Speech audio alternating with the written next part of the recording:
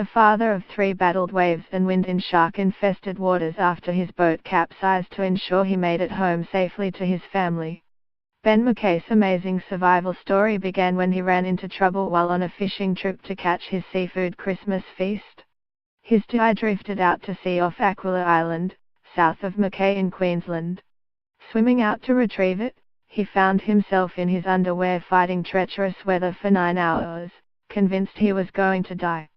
Mr. Mackay even contemplated strapping himself to the boat so that if he drowned his family would be able to find him. But as the sun came up in the morning, Mr. Mackay decided to empty his fuel tank and use it as a float and attempt to swim to shore. Remarkably, he made it but still had to walk about 10 kilometers for help. The emotions which run through your body. I thought, this is it, I am going to die. This is my end, Mr. Mackay told the Today Show. Your whole life flashes before your eyes and you think, how am I going to get out of this?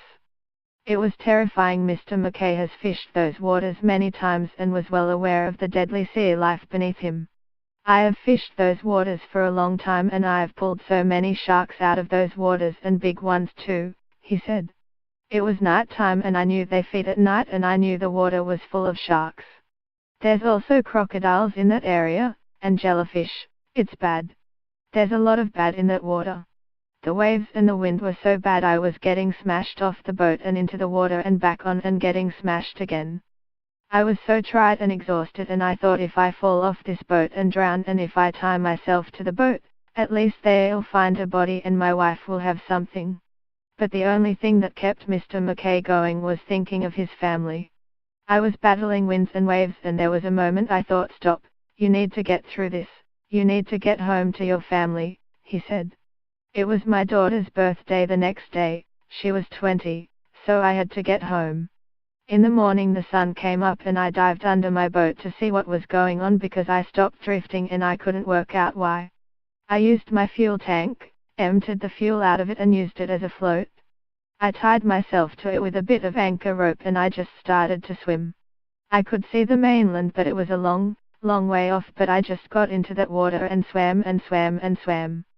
When I got tired and cramped up and I couldn't swim and I was sinking down, I just pulled myself up on that rope and hung onto my fuel tank and kept thinking of my family. I walked onto that beach and laid on the ground and did a massive starfish and I just held onto that ground. It was so good. I then had to walk about 10 kilometers to find help and I just had a pair of jocks on because I was going to bed when my boat drifted, so I wasn't prepared for any of this. When Mr. Mackay finally found help, he phoned his wife. She said, you're never going out on the water again, and she started crying, he said. It was just a relief to talk to my wife because I didn't think I was ever going to talk to anyone in my family ever again.